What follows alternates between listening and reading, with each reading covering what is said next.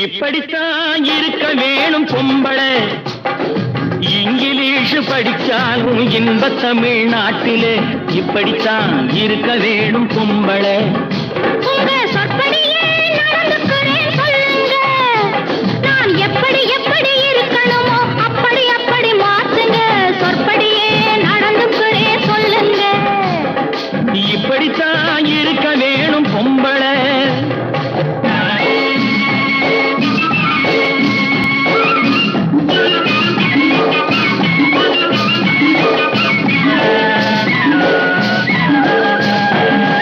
மானம் பார்த்த விவசாயிங்கே நாடு அல்லவோ. இங்கு மானம் நாணம் பெண்களுக்கு ஆடை அல்லவோ. அதுக்கு எப்படித்தான் இருக்க வேணும் பொம்பளை.